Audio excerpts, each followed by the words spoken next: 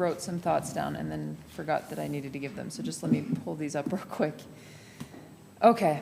There've been a lot of cool things going on in Kaysville lately. We had a recent meeting where some interested residents wanted to talk about the possibility of a skate park. And that was a lot of fun because they were excited, and it's always fun to see when residents want to like contribute positively to the city, which actually happens all the time, but maybe not on that scale.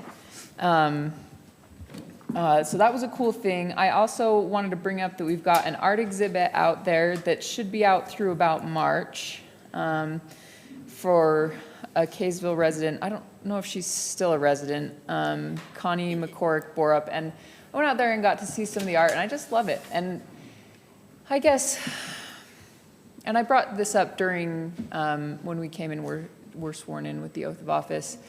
I was Christmas Day, and I went out to drive to do something, and I saw some of our public works employees out in their trucks, and obviously police and fire are on Christmas, and it just reminded me how lucky we are to have devoted staff, and who care so much about the city. And so all of those things have kind of been on my mind, like resident involvement and our staff, and I just, people sometimes say, oh, it was a perfect storm, and usually it has kind of bad connotations, but to me, I was thinking about that today and thinking that, in the city, we kind of have the perfect storm of like awesomeness. Like I love it here. I think it's just such a great place to be. So I just wanted to kind of express my gratitude for that. And then also, since it's Josh's first time up here, Councilmember McBride's first time up here, to give a shout out to him and say that I think that contributes to our perfect storm that we have elected officials who are willing to put their hat in the ring and sacrifice time to do this. So thank you everyone in Kaysville. Thank you, Josh. And with that, we'll go ahead and do the pledge. I pledge allegiance to the flag of the United States of America, and to the republic for which it stands, one nation, under God, indivisible, with liberty and justice for all. Thank you, Councilmember Hunt. Okay, we don't have anyone. So the first item on our agenda is call to the public, and we don't have anyone signed up to speak to from the public, so we will. Oh, you signed up for. Oh, I'm sorry, Jill. I thought you were speaking to 6A, a resolution amending the city rules. That's what you signed up for. Did you mean this one? Okay, we'll invite Jill Dredge to come up.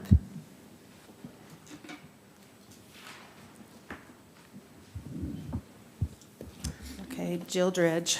This is near and dear to my heart, so bear with me. Might get a little emotional. I wanted to address work item number 7.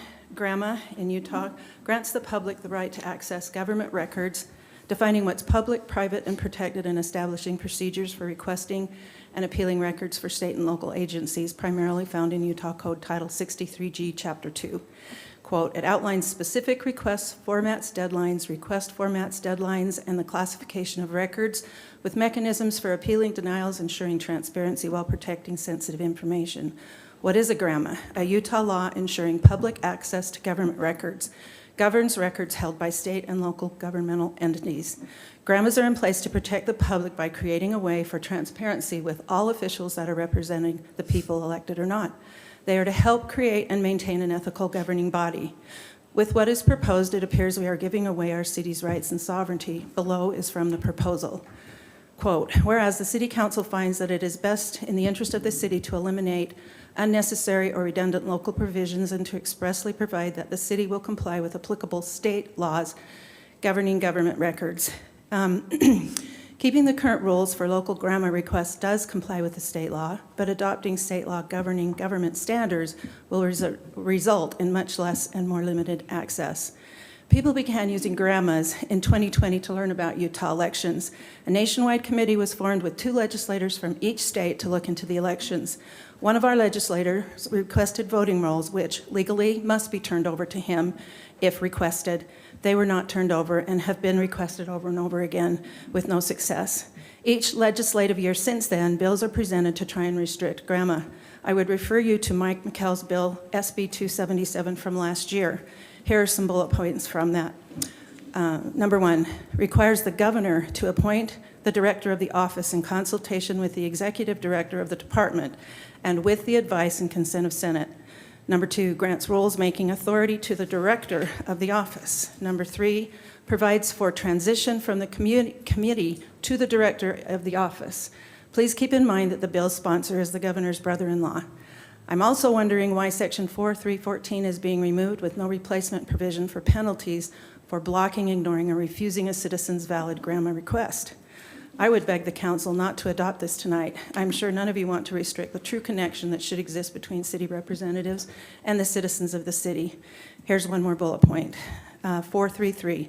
Unless otherwise expressly provided in this chapter, the city adopts and shall comply with the grandma as amended. If any provision of this chapter conflicts with grandma, the state statute shall control. Thank you. Thank you, Jill. Appreciate that. Okay. Our first presentation tonight is a swearing in of new Kaysville police officers, Officer Kenneth Todd Nelson and Officer Kaysville. Chief. Good evening, Mayor and Council. I appreciate the opportunity tonight to introduce you to two of our newest officers. If I could have Kenneth, you want to come up? This is Officer Kenneth Todd Nelson. He's new to us. He just got out of the police academy, and he will begin his field training here in about a couple weeks. So he's got with him some family members. I think his son is going to pin his badge on. Oh, that's but awesome. First, if we can have you face Anne Marie, she's going to swear you in. Okay. Raise your right hand and repeat after me. I state your name. I, Kenneth Nelson, Do solemnly swear do solemnly swear to support and defend to support and defend the Constitution of the United States the Constitution of the United States and the Constitution of the State of Utah, and the Constitution of the State of Utah, to perform my duties as a police officer to perform my duties as a police officer for Kaysville City for Kaysville City, faithfully, faithfully, with honesty, with honesty, integrity, integrity, and fidelity. and fidelity. Congratulations.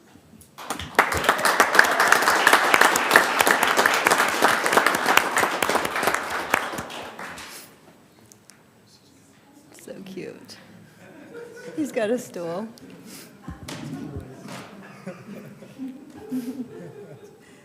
So cute.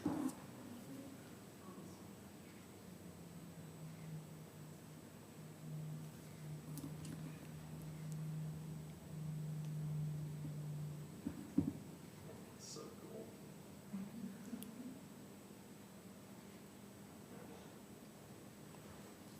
Oh, sweet.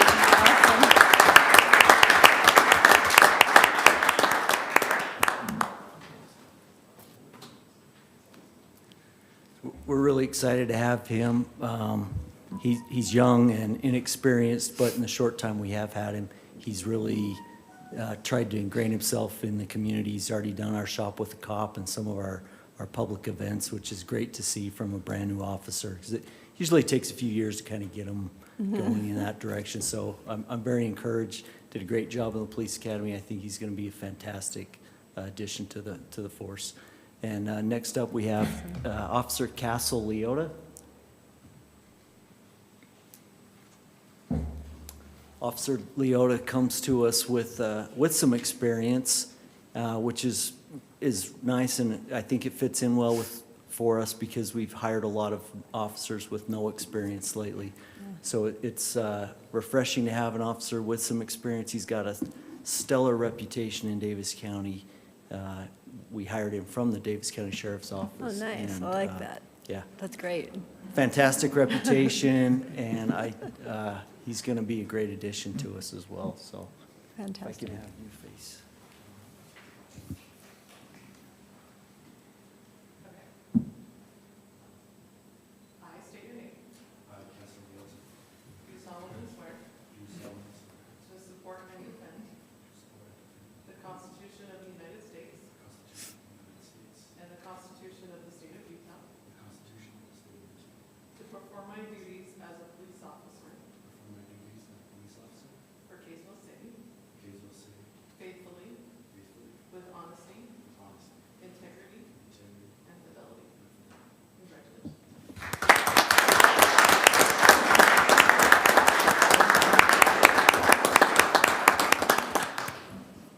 He gets the award for the most things on his belt. Yeah.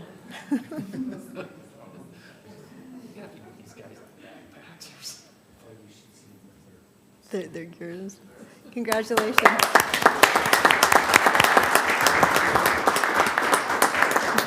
Yeah, families, would you like to come up for pictures? And then the council would love to be able to be in a picture with you and shake your hands before you leave. Okay.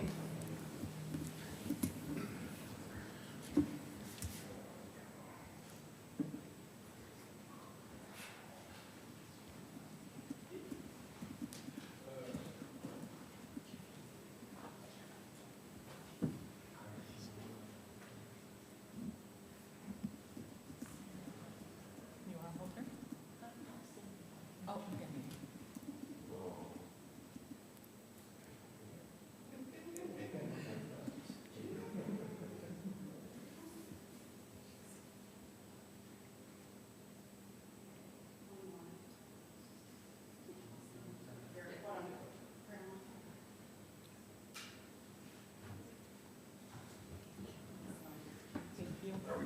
Awesome, yeah.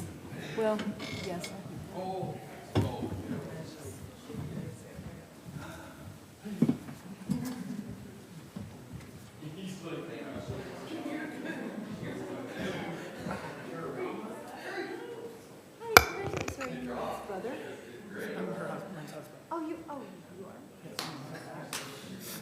What is it? Well, I just kind of figured. I'm so dumb, okay. What's the purple? Oh, it's a cool grip. Okay, we have to come in front of this, we have to stand in front of this, follow it. Yeah. I might stand it back since I have red shoes on. Yeah. Okay, ready? 1, 2, 3. One more. 1, 2, 3. Perfect.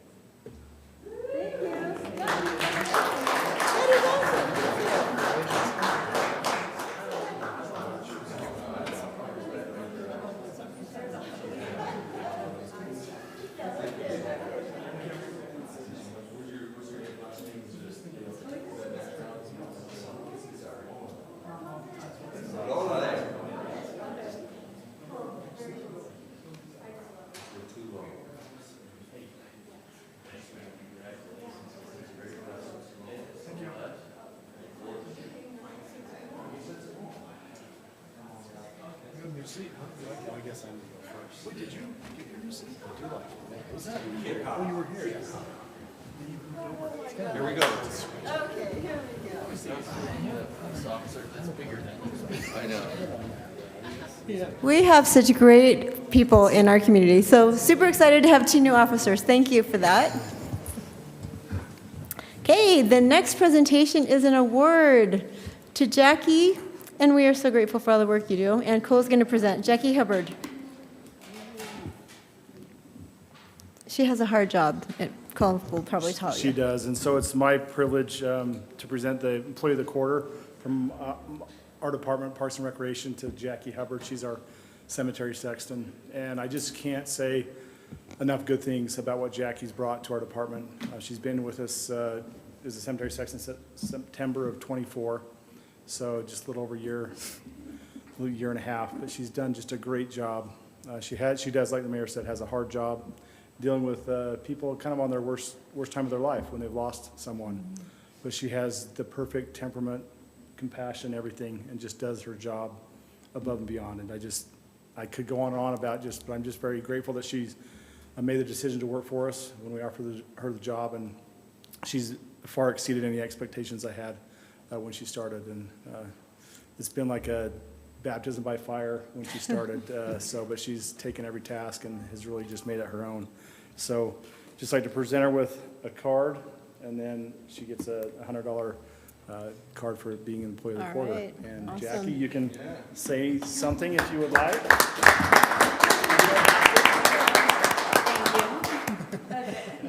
Jackie, thank you. Thank you, seriously. I hear so many good things about the way you handle and help people, so we really appreciate you. Yeah, thank you.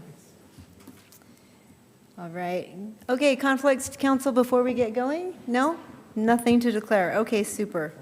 All right, we have two items on our consent agenda, A and B. Would someone like to make a motion? I'll make a motion. Okay, If I could get my mic to, okay. Make the motion. I'll make the motion that we approve consent items A and B. okay. Second? I'll second. Okay, thank you, Councilmember Jackson. Councilmember Jackson. let's Aye. start with you. Aye. Aye. Aye. Okay, thank you. Motion carries. Appreciate that. Who makes life packs? What? Is it Stryker? That is out of order, council member. Did you, Oh, Adams? I'm not allowed to ask that? did you like try to work them? No, we just passed that. What?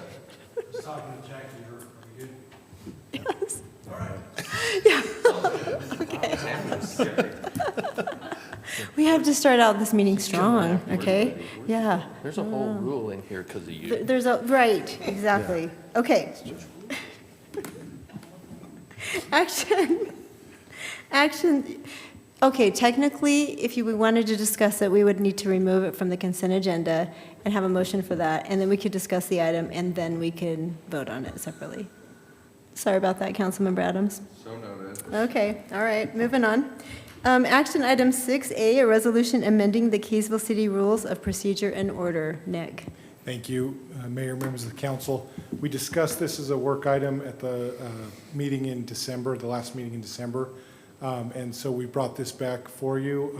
We're happy to answer any questions about it, but it basically, as you recall, it limits what the public can distribute during a meeting, but it also provides a place where they can distribute items, and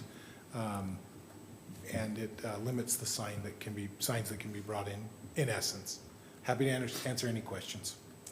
Okay, council, it's in our packet. Have you all had an opportunity to review that? Do we have any questions, comments? Nope. Okay, would someone? Abby does, it looks like. Oh, Councilmember Hunt. Thank you, Mayor. Troublemaker tonight. We didn't change anything from last time, right? I didn't see any changes, but I just wanted to double check, make sure I hadn't missed anything. No, we didn't change anything. We did address that typo that you pointed out. Okay. And that was the only thing that changed from the packet last time to this time, Okay, was the addition, I think it was the addition of the word move yeah, in an example of I move to whatever. okay. So just Councilmember Hunt, thank you for pointing that out, for reviewing that. anytime. You are very awesome. English teacher. Okay, council, any questions, comments, concerns? No? Okay, I'll entertain a motion. I'll make a motion that we approve action item 6A, a resolution amending the Kaysville City Rules of Procedure and Order. Okay. Just keep waiting for our new council member to second. I'll second. All right, Councilmember Adams, thank you. Okay, Councilmember McBride. Aye. Aye. Aye. Aye. Aye. Okay, thank you, motion carries. All right, now we have a work item. Work item 7A, discussion of Kaysville City Grammar Code and free amendments. And let me look here. Okay. Go ahead and discuss. Do you want to kick this off, Nick? I'm happy to give a Okay. brief intro here and address some of the comments that Ms. Dredge brought up. So this is an amendment to our city's grammar code. And what we're proposing as staff is that we follow the state's code. We found, as we were looking about some fee amendments, we found that many of these provisions of our city code were just basically exact replicas of what was in the state code. And that's fine to do that, but it creates a lot of work that we feel as the legal staff is unnecessary, because anytime they make a change to state code, then we generally review that, amend our own city code. We're happy as issues come up, if we have a desire to depart from state code, we're happy to do that and enact codes, but it's a lot of, feels like a lot of candidly busy work to just keep the city code in line with the state code, which is generally what happens with these kind of ordinances. Mrs. Dredge was concerned about removing specifically a provision about denials, and I'll just note that that is in state code. There are provisions that impose penalties on cities and local government when they don't comply, and sanctions for not complying with grammar requests already. And then the other thing that it does, I think that is a big item, is it changes you as the appeal board. You would no longer be the appeal board. The state has an appeal board, and we just felt like that was appropriate. We've never had an appeal, but the state has a great system, and they have a great, because they do this regularly, they're just up to snuff on that. And it takes a lot of, it would take a lot of work for you guys, for us to give you the background necessary to kind of adequately weigh that. And we feel like that's not necessary because the state has a pretty robust process for that. So that's that. We did notice that there were some fees that we would like to put in the consolidated fee schedule. We certainly don't want to discourage people from getting government records. That's not at all our intent. We want the public to have access to those records. But we also want to recognize that when they are making those requests, that staff, time is being used for that. And we run, as you all know, we run a lean operation here. And so we want to make sure that their time is appropriately compensated by those that want the records.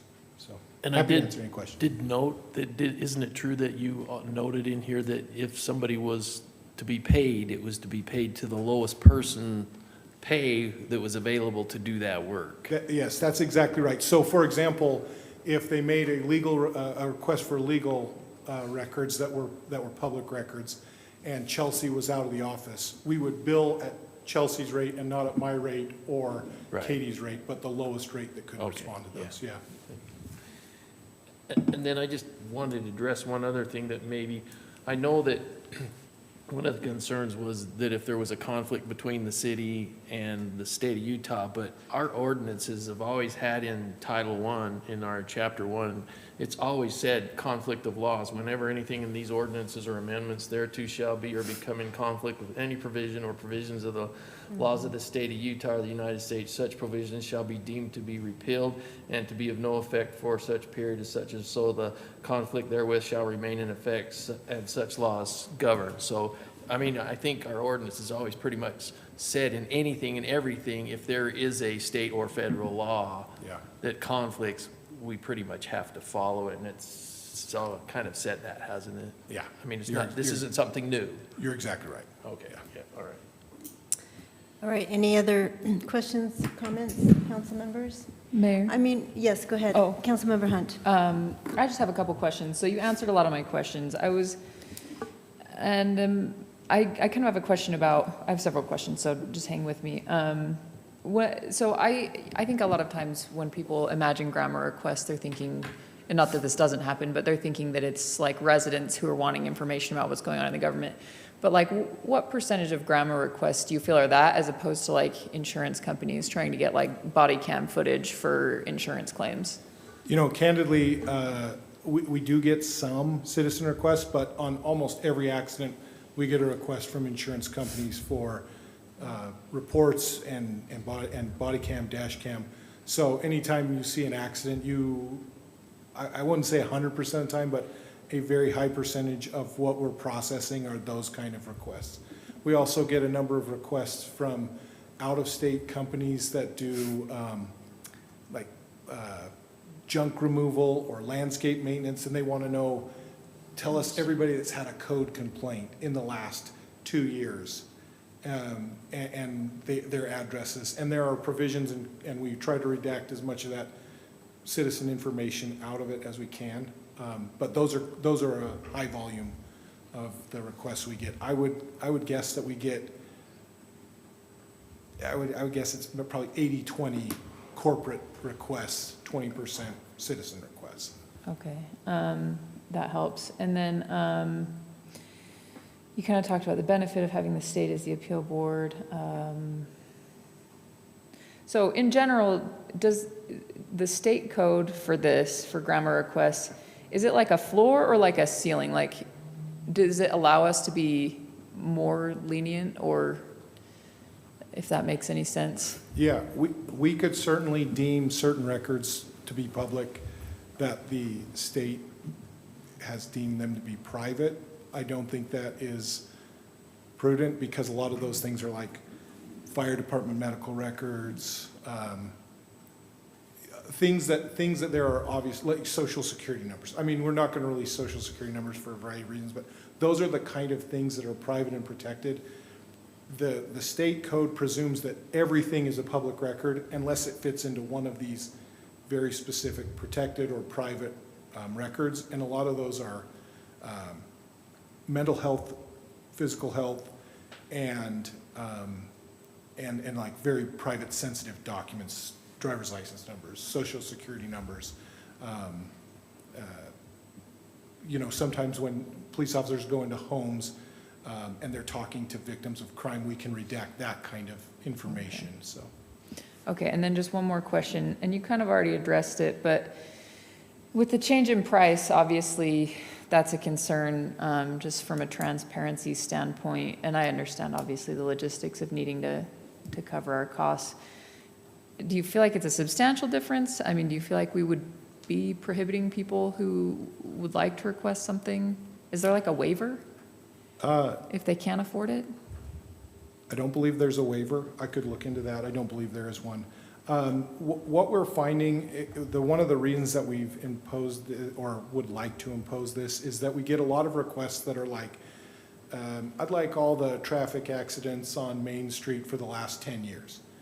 And we come back to those people and we always try to work with those people as we're trying to fulfill their requests and say, is there something in particular you're looking for? Because that request is going to generate so many documents that, like, it's not going to be helpful in most cases for the person requesting, and it's going to eat up a lot of staff time. So we're trying to say, look, if you want records for the last 10 years for whatever it is, and they're public records, we're happy to turn those over to you. I don't think the costs are going to. We'll still subsidize grammar requests as a city, even with these costs. But I think what it will do is it will help people to narrow what they're looking for to what they really want. And so it's not I mean, if people want to go on a quote unquote fishing expedition, more power to them, and we'll process that. But that will help us, I think. We think that'll help us. Okay, perfect, thank you. So I have a question for you.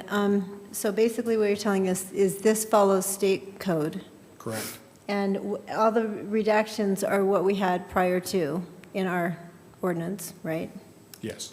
Okay, and it was just, and it's, I understand that state code precedes or trumps or preempts local code for sure. So the only thing that we can do is be more restrictive than the state, rather than less restrictive. So the ceiling and the floor, is that true? So the state has determined that certain things are public records, and we could make more things public record. Okay, I can't think of an example. The list of private, and so there are 4 kinds of records, Okay. if memory serves. There are public records, which everything is presumed to be a public record unless it falls into these other categories. There are controlled records, okay, and controlled records talk about like property ownership and security systems. You know, if you think this is statewide code, so like where the National Guard has certain security things, all fall under that. Private records generally deal with people's medical history of some sort, or very Private similar things. private things. And then private records deal with generally like financial things, like how much individual residents are paying in utilities, or whether they're getting heat assistance in the winter and that kind of stuff. okay, okay.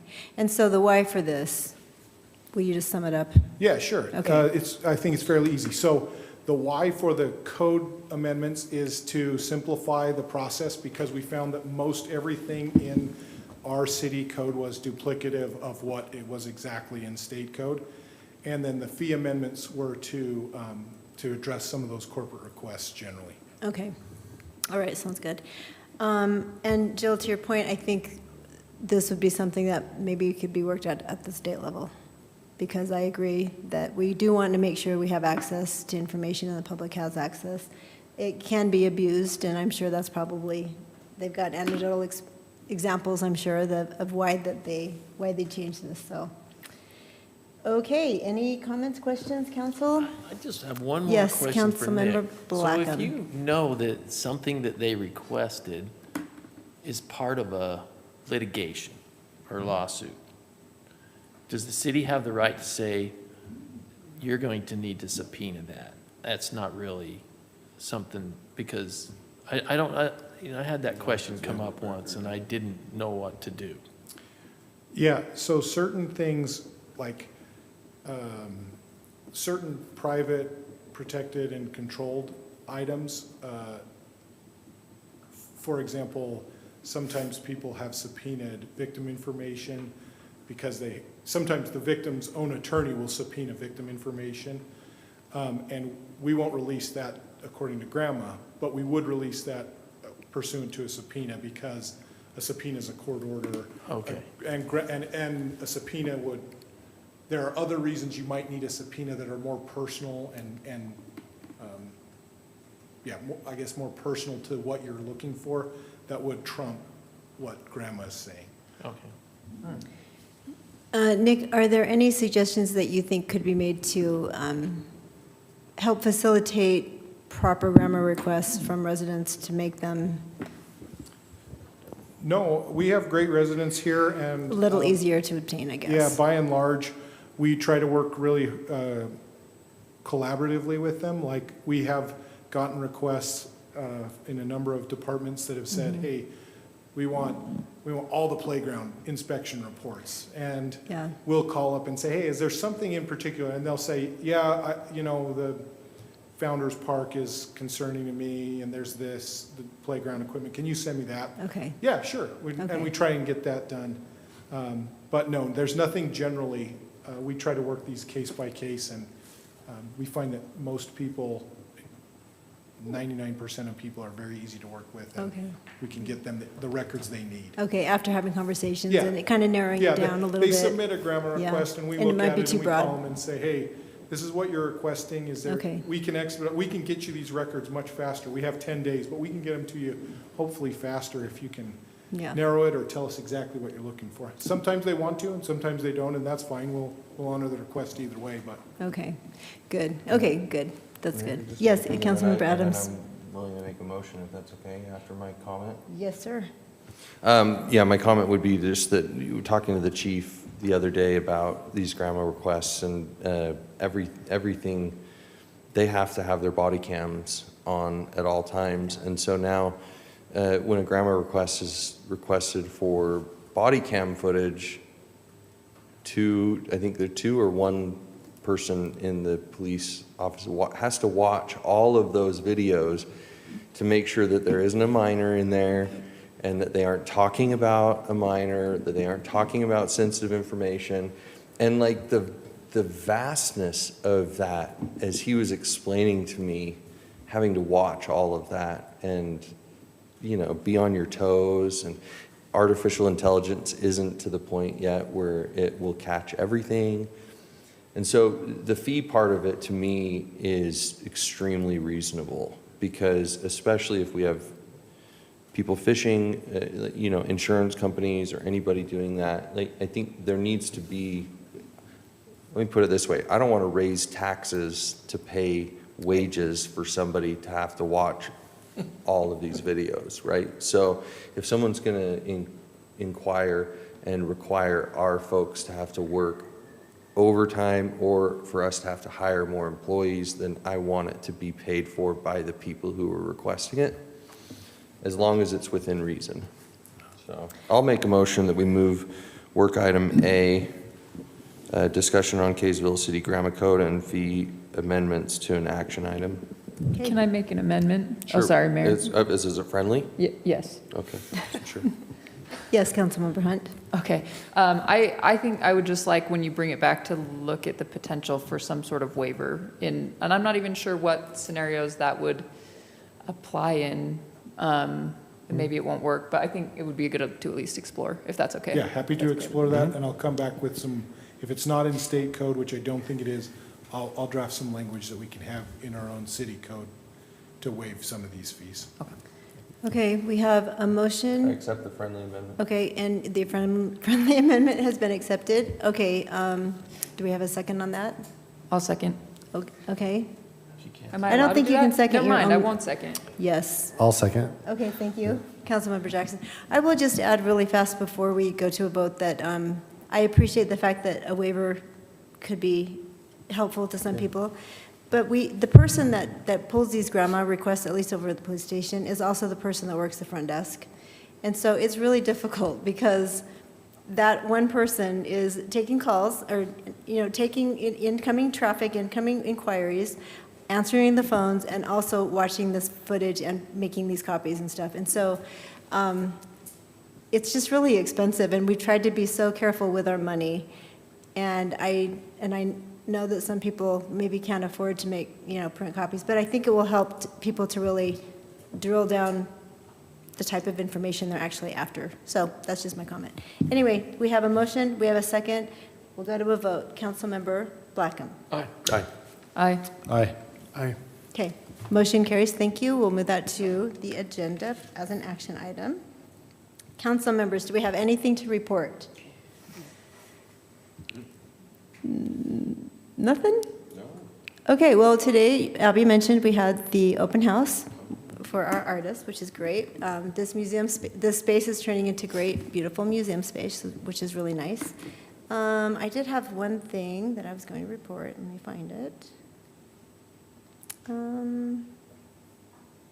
Let's see. Oh, day with the legislature is coming up. I think it is January. Next Wednesday.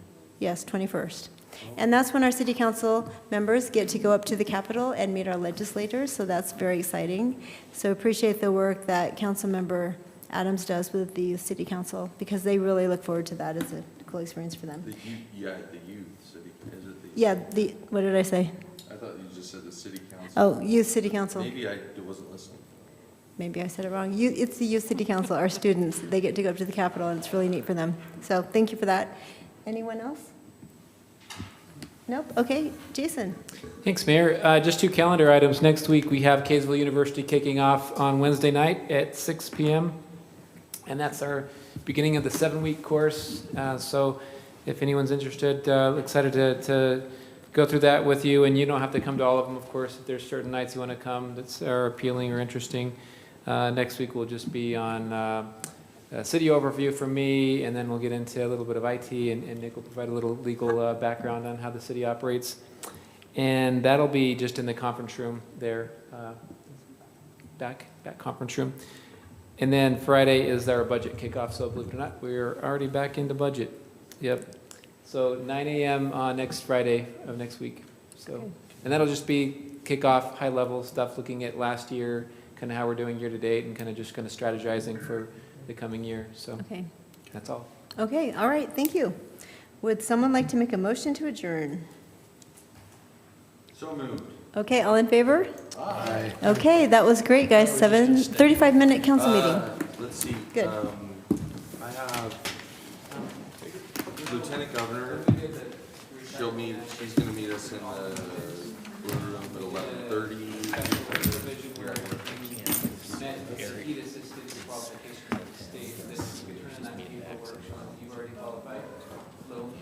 I'm trying to get the governor to. Be an easy way for us to just say, oh, okay. Well, their big thing is Kaysville's come multiple times in here, and then other cities are coming. But at least the lieutenant governor's doing it, Yeah, so. yeah, she's good. No, because I think we're gonna. It's exciting, no, it's exciting, it's exciting. It's, and our legislators will meet with us as well. Is this the same? You know who told me that is, Mike, current Mike, Is that new? Mauer. Last year, I said, hey, why don't we get in? And he's like, Kaysville comes every time for us this year. And other cities are. Tell them to ask.